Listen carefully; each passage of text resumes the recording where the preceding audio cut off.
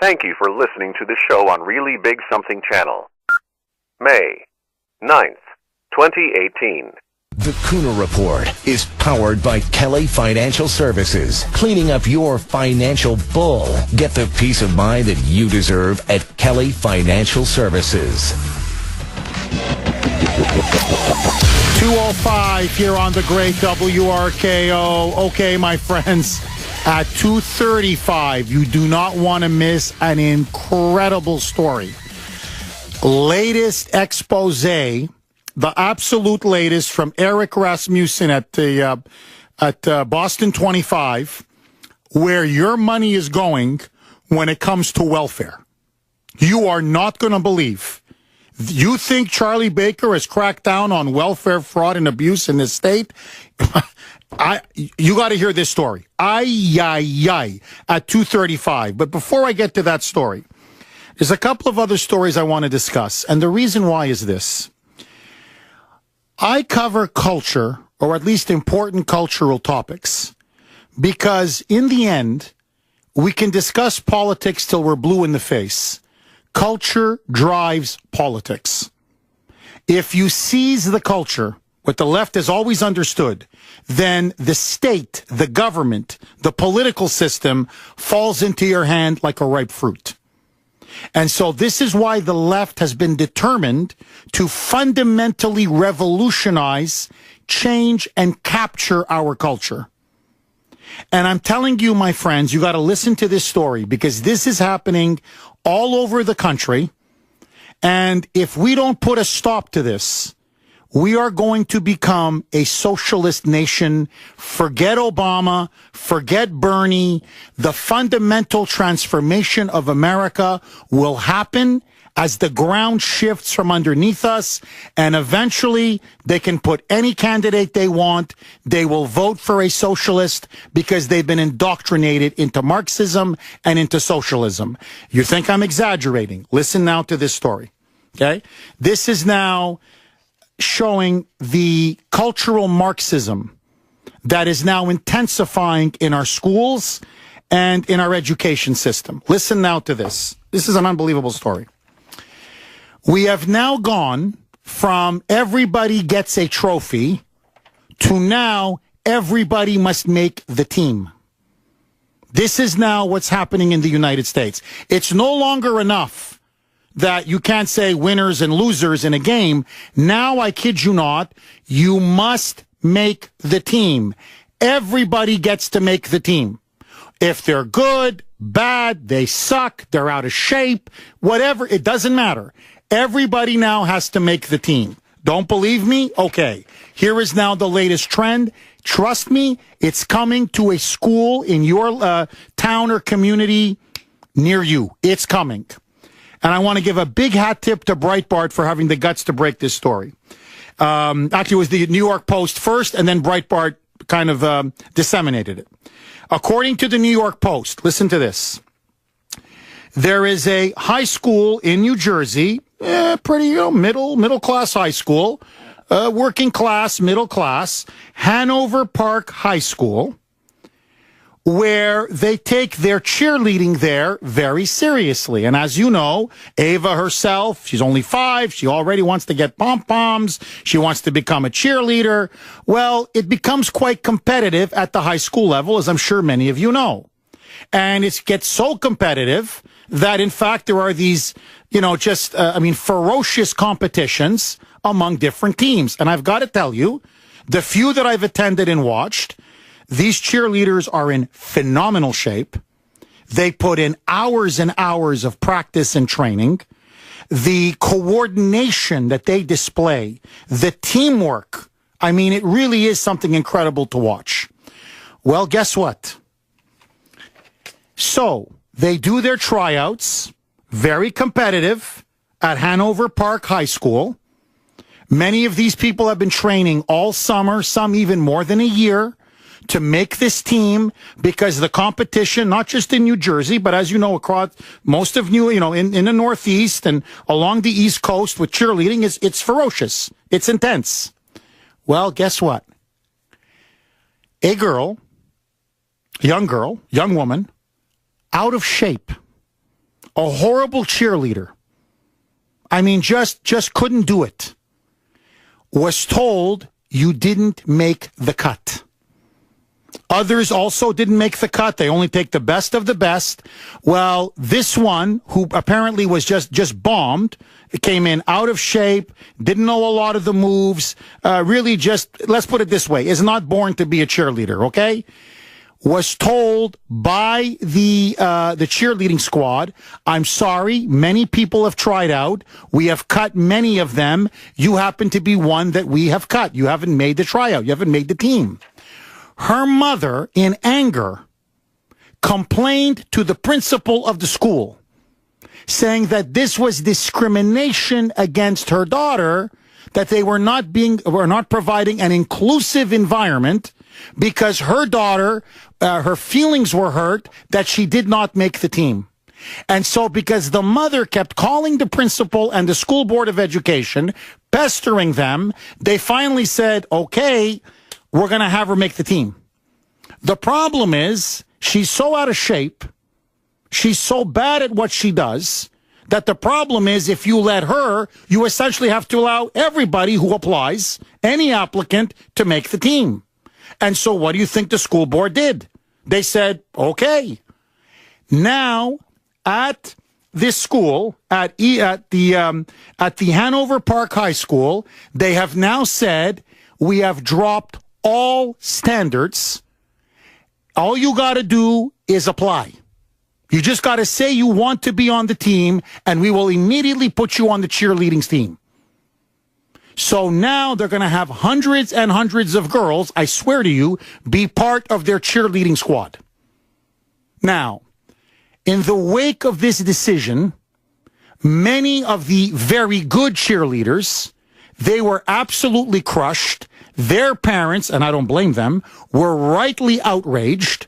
And so they attended a school board meeting in which they complained. And as they put it, if you're going to allow anybody to join our team is going to suck. We're going to be in last place. We're going to have so many people on this team, it's going to make it impossible to do any cheerleading or any stunts or anything that we do, because what do you do with 200-300 cheerleaders, 90% of whom aren't qualified to be cheerleaders? They're too out of shape. They don't know their moves. They don't practice. They don't care. They haven't earned it. They don't belong to be there. So, according to a couple of the students, many of them were crying, cheerleader Stephanie Kruger shouted out at the board, all of my hard work has been thrown out the window. I tried my hardest. Now everything is going away because of one child who did not make the team and their parent complained. Another one, Hanover sophomore Jada Alcantara, I hope I'm pronouncing her last name correctly, was devastated, said, I came up here to state that I did not put in 18 months of work to lead up to this moment, just to be told it didn't matter anymore. With all of the parents complaining, all of the cheerleaders who made the team complaining, saying, this shafts us. We have a great team. We worked hard. We're in shape. We trained. We practiced. We did it again and again and again. We did it for a year, some of us 18 months to make it to this moment so we can put on the floor a really good competitive team that can rival any other school in the state or in the region. And now you're telling us that you're going to have 200, 300, 400 cheerleaders and you're not going to say no to anybody, which means our team is going to suck. I mean, it just is. People who have no talent, people who are out of shape, people who haven't trained, people who can't do cheerleading, but they just want to wave some pom-poms. So you're going to destroy our team, turn us into a mockery, destroy our cheerleading. I mean, just the whole thrill of being a cheerleader, of being good at it, really good at it, because one mother complained? And you drop all standards? The principal said, if you don't like it, we will abolish the cheerleading program altogether. That was his response. You don't like it? Forget it. Just there's going to be no cheerleading. Now, why is this? This is a very important story, and I'll tell you why. Because what this shows is another very, I think, dangerous shift in our culture. This is not good. This is bad. Because we are now going from, which I think was already bad, everybody gets a trophy. Now we're getting into something very different. Now you're getting into legitimate cultural Marxism. Now you're getting into everybody makes the team. And a couple of points, and then I want to throw it open to you. 617-266-6868 is the number. I remember as a young boy and a teenager, I would spend all summer working out to try to make sure I made the basketball team, to try to make sure I made the football team, to try and make the cut for the swim team. And I worked hard. And I knew I had to work extremely hard to be able to even make those teams. I'm not saying play well or be a star, but literally just to make the cut. And I remember when we would try out for the basketball team, the high school basketball team, about 80% of the people who tried out, they didn't make it. Football, the same thing. The swim team was even more competitive. Whatever happened to individual achievement, to striving, to wanting to push yourself even beyond what you think you can do, to be able to be the best that you can be, and then to represent your school with the best team that you can assemble and put either on the field or on the court or whatever, a cheerleading team. Look how this destroys personal responsibility, striving for excellence, individual initiative, and frankly, fairness. It's not fair. It's communism. It is. It's cultural communism. What it says is, if you work 18 months, like that poor sophomore, and you go and hit the gym, and you watch your diet, and you practice hundreds and hundreds of hours, and you put in all that blood, sweat, and tears to be one of the best cheerleaders at the school and maybe even in the state, it doesn't matter. You are the same as some, I don't know, slob who comes in at 250 pounds, never waved pom-poms in her life, can barely even see her own feet, but it doesn't matter because she has to be on the team because mommy complained to the principal. The best is at the same level as the worst. So what do you think is going to happen? Like in communism, what do you think happens? The best just don't care. Why should I bother to work hard? Why should I bother to strive? Why should I bother to pursue excellence? What's the point? I won't even bother cheerleading, or if I do, I'll just show up overweight. I won't train. I won't practice. We'll be incredibly sloppy, and we'll have a horrible team. Everything. The cheerleading sucks. The girls get demoralized. Those who really work hard will never work hard again. It destroys their work ethic. This is what's happening. And what it shows is, look at this culture of entitlement, because there's a big problem, my friends. Okay? I know this is just cheerleading. You may think, well, who cares what they do at a high school when it comes to cheerleading? They're going to graduate in a couple of years. They're all, and by the way, almost nobody gets failed anymore. That's another thing, but let that go. Okay, let that, we're dropping standards everywhere. Okay, but let that go. What happens when they go to their first job interview? For many jobs, you have 100 to 200 applicants. They can only pick one. What's going to happen when that girl, for example, does not get the job that she wants and she applied for? Is her mother going to call up the boss? And you know, you laugh. You say, oh, Jeff, that's a hypothetical. That's not a hypothetical anymore. Business people have told me, they go, you don't understand something, Jeff. Now, recruiting and interviewing for a job, employees or potential employees for a job has become a nightmare with millennials. I said, why? Is it like them? They don't speak. They don't communicate. They're socially awkward. No. They go, well, yeah, but they go, it's worse than that. It's the parents. I go, what do you mean? I had 4 people come in. Here's what one businessman told me. 4 people come in for an interview. I interviewed all of them, very professional, went through their resume, etc., spoke to them. I chose one. The other one of the other 3, I told him you didn't make the cut. You didn't get the job. One of them had their mother and father call me and berate me on the phone, telling me, how dare you not hire my daughter to get that job. And he goes, it's getting to the point now, they're harassing me. They won't let it go. They think that somehow their daughter is entitled to any job that she wants. And he goes, Jeff, I'm telling you, this sense of entitlement is growing. You know where it's going to end? I'll tell you where it's going to end. It may not end in this election, but down the road, a future Bernie Sanders is going to win, and I'll tell you why. This is Bernie. This is Bernie's program that I talked about, where he says everybody should be given a job. The federal government should give everybody a job. Everybody.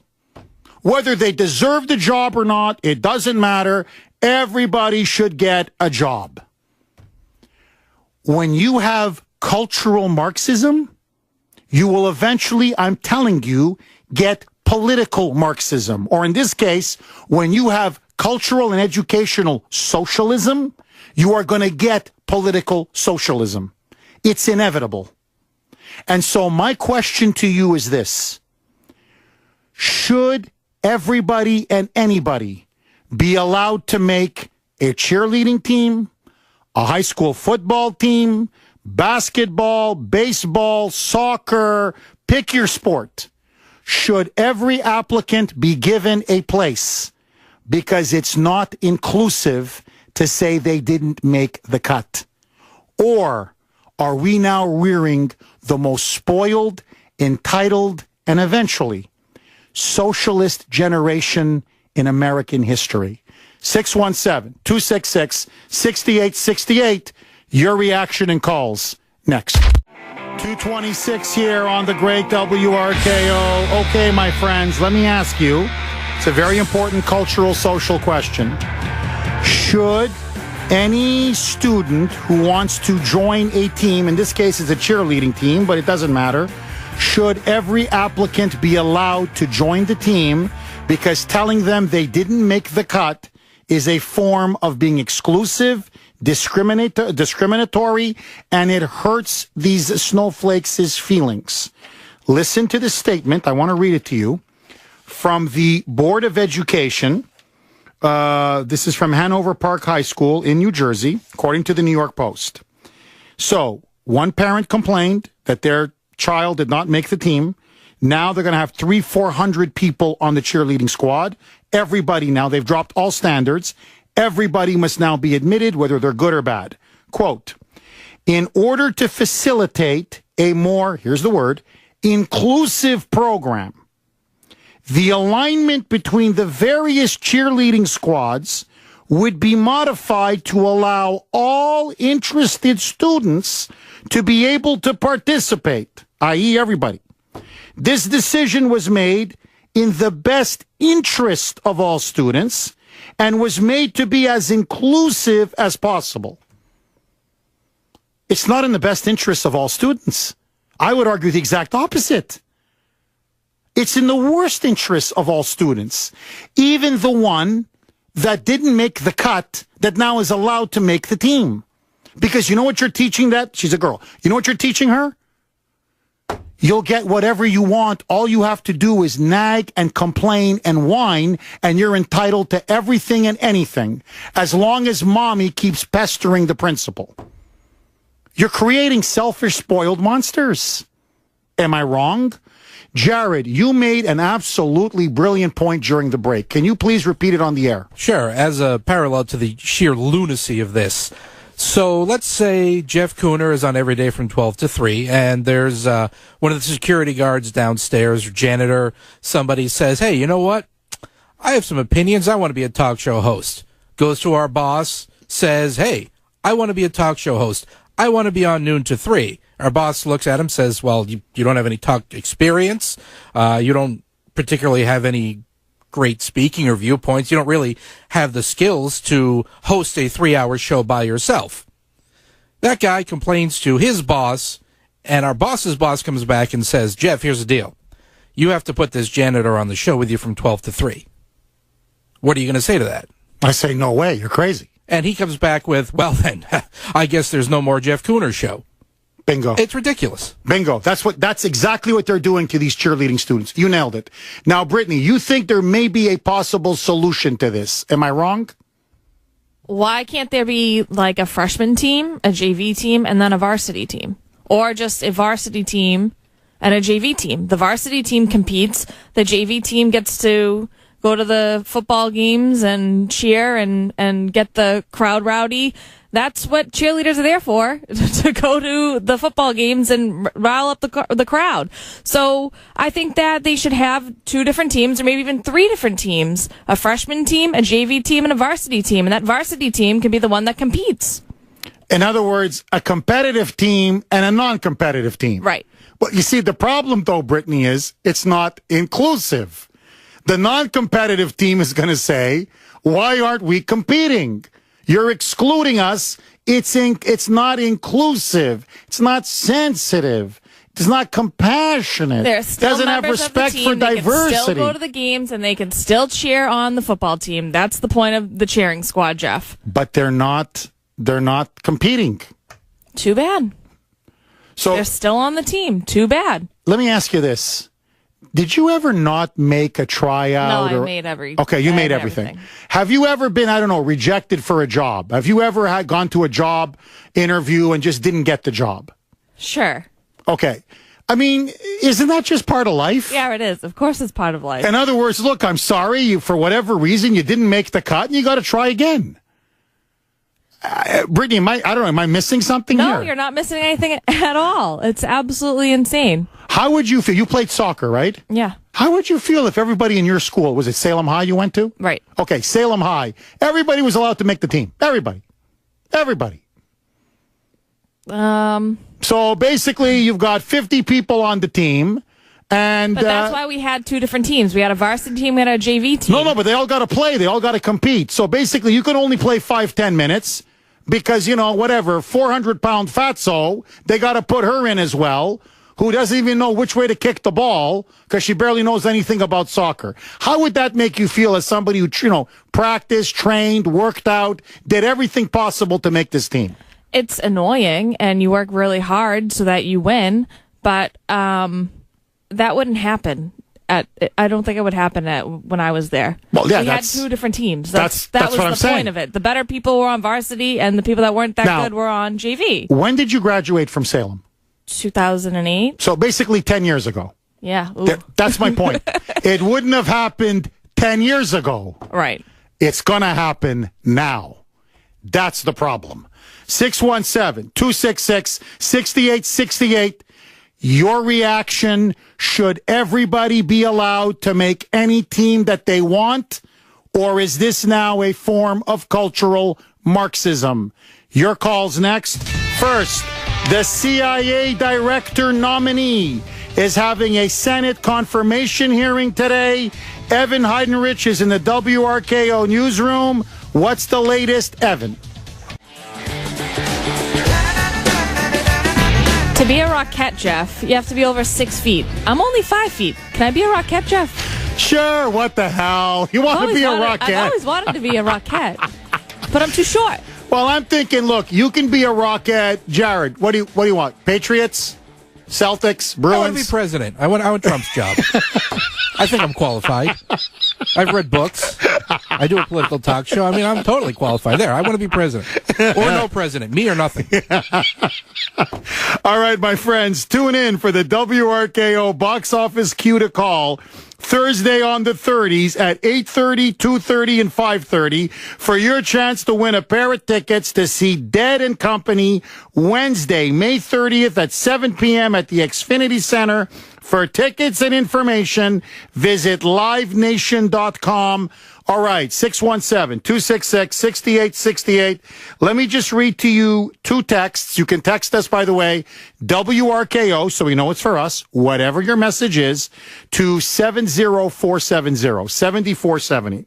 This is from 617. Jeff, what happened to just putting the untalented girls in the flag squad and convince them it's glamorous like the good old days? Or let the tone-deaf kid play the triangle in the school band?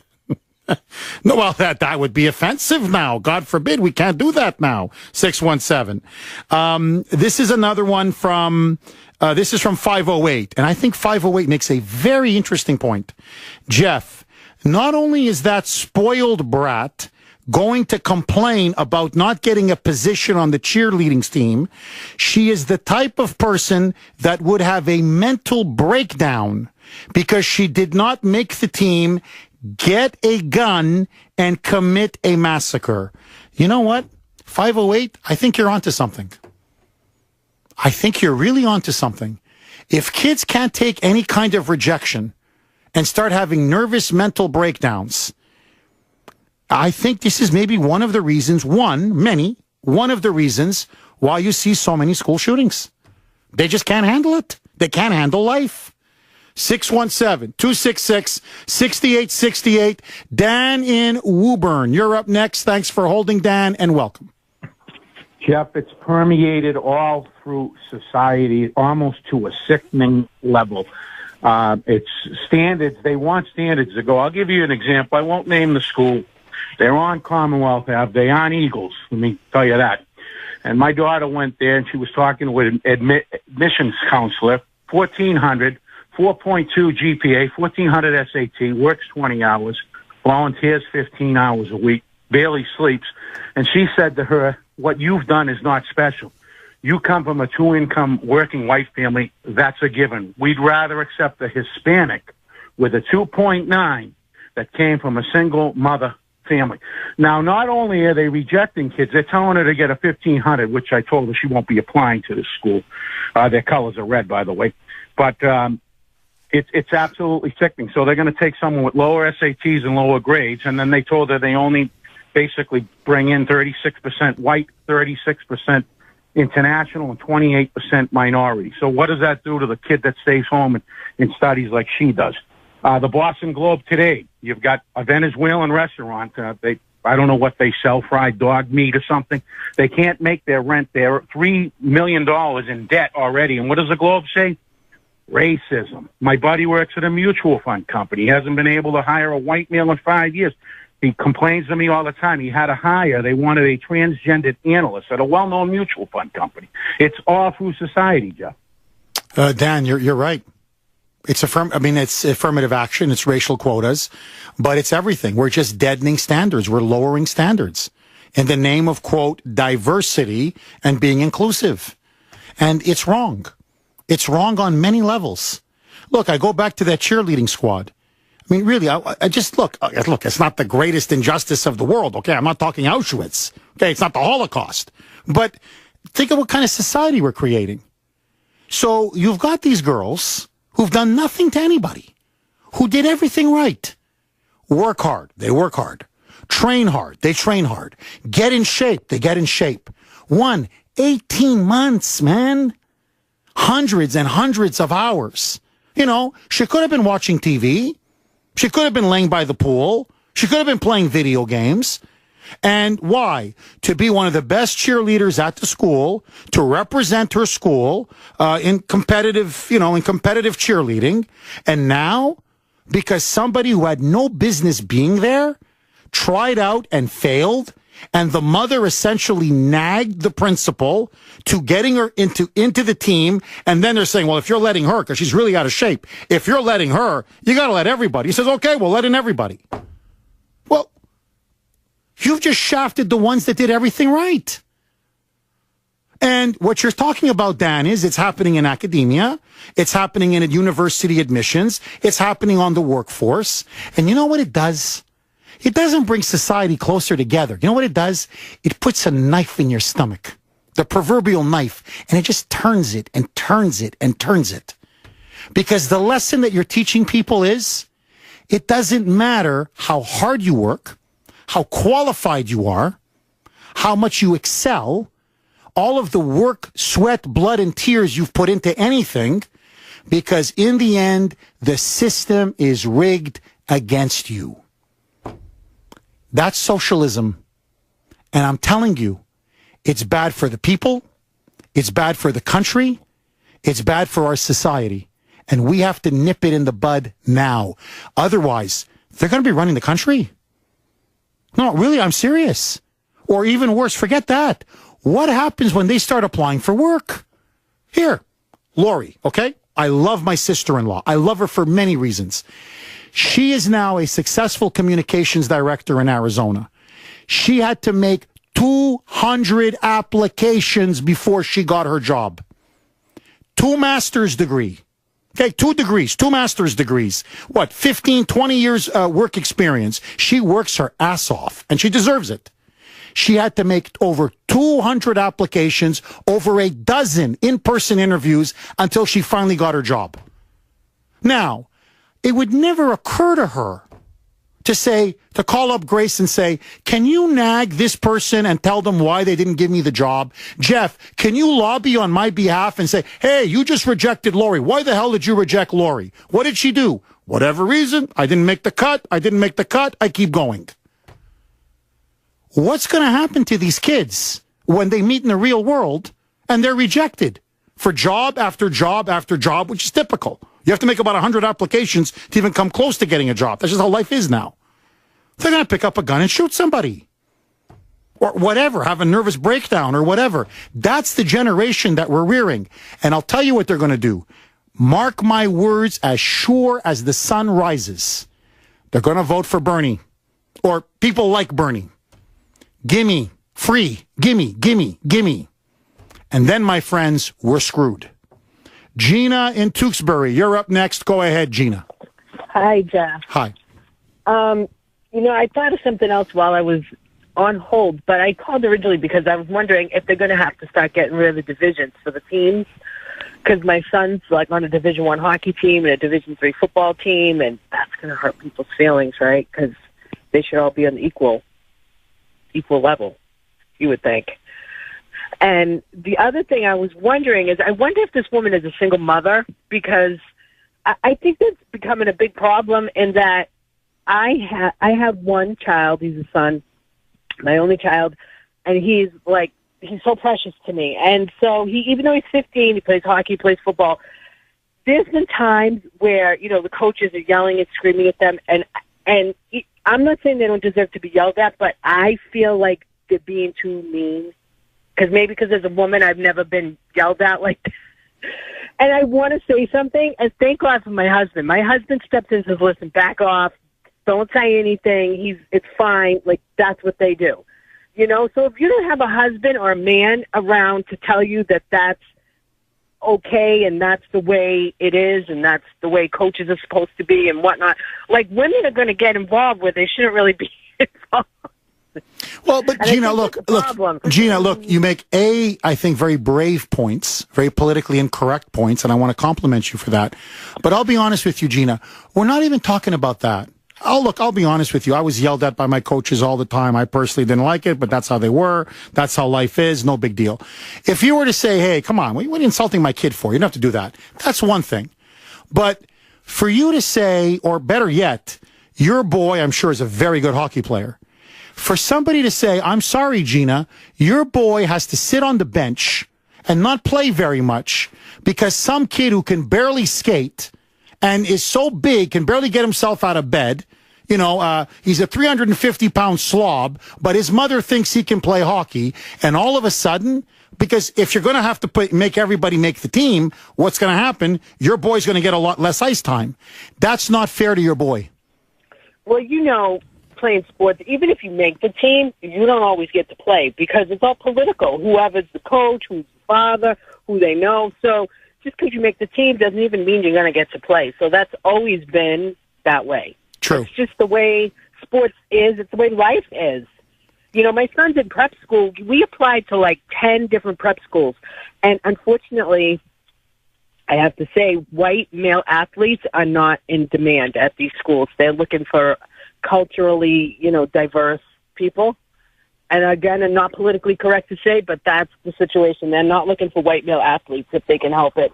And I feel sad for my son. I feel sad for your son. I feel sad for all the boys coming up because I think they're just going to be screwed in this next, few decades. I agree with you. Gina, thank you very much for that call. I really appreciate it. You can text us, by the way, WRKO, just so that we know it's for us, whatever you want to say, to 7470, 70470.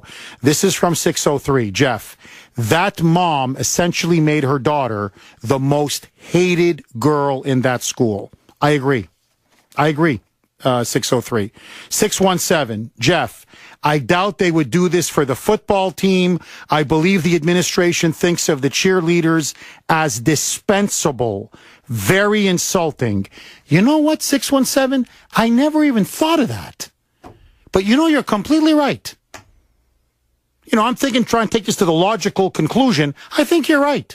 No. Football team, that brings in the crowds. No. Hey, no. That we've got very high standards for. The cheerleaders, the girls, who cares? Let them wave their pom-poms. I agree with you. It's demeaning, it's disgusting, it's wrong. Susan in Norwood, you're up next. Thanks for holding, Susan, and welcome. Hi, Jeff. Hi. I just have one thing to say. Sure.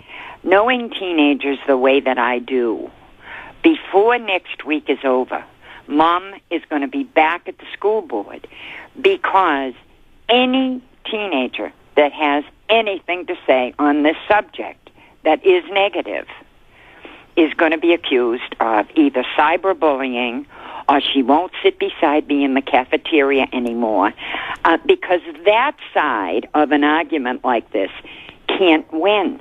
You can't say it because if you do, somebody is going to step in and say, you're bullying my child. Susan, whatever happened, I'm just curious, why can't principals or school boards or whatever, how come they can't say no to parents who complain? Because a complaint like this, they don't want to be in that crowd that says she hasn't done her homework, she hasn't prepared for it, she's too heavy for it, she's too clumsy for it. Because if they do, that's interpreted as, well, that's not my child. My child looks like Melania Trump when she goes to school in the morning. That is not the case. You know a kid like this if you've got teenagers. And, the kid wants to be a cheerleader. She's not fit to be a cheerleader. People don't want to tell her because if they tell her, they're putting themselves in the position of criticizing this woman's daughter. I mean, that's really where we are. I agree with you. That's where we are. Susan, I agree with you. Cyberbullying is an awful lot that you hear about it isn't cyberbullying. It's a teenager texting another teen saying, don't bother me anymore. That's not bullying. That's being honest. I don't want the friendship that you think we have. But you can't say that. So we're kind of locked in a box now where it's very hard to say anything without being accused of something pretty awful. I agree with you. Everybody is now, thank you, Susan, really good call. Everybody now has become so sensitive over everything that pretty much now everything is offensive and everything offends everybody. And that's why now, basically, you can't even cut somebody from the cheerleading squad. And I'm telling you, it's not going to stick. They're not going to contain this to cheerleading. You mark my words. This is going to spread. And it's not going to stop until we say it stops. Maria in Boston, you're up next. Go ahead, Maria. Hi, Jeff. Hi. I have a problem with one of your last callers, Dina. My daughter was a competitive figure skater for years, and it's an incredibly hard sport. Yes. Every parent out there thinks that their little, snowflake is going to be the next Olympic star, which it does not happen. It's a cruel sport. It's a hard sport. I don't know how many times my daughter came off the ice crying because the judges, I ran a program. The judges are cruel beyond being cruel. Mm-hmm. And you tell your kid, I don't know how many times I told my daughter, you know, if you're not bleeding, if there isn't a bone sticking out, you get your butt back out there and you do what they want you to do so you can make it. And parents don't do that anymore because they just assume that, oh, you know, if my kid's crying, you're going to feel bad. And it doesn't work that way. And now my daughter, she was homeschooled. She was a figure skater. She was on the ice 6 days a week, 8 hours a day. And now she's 4.0 in college. Maria, can I be honest with you? You're a great mom, and you've done your daughter a tremendous service. Believe me, the lessons you've taught her are going to help her for the rest of her life. That girl and her mother, honestly, I feel very sorry for them because it's not going to end well. Okay, I got to go.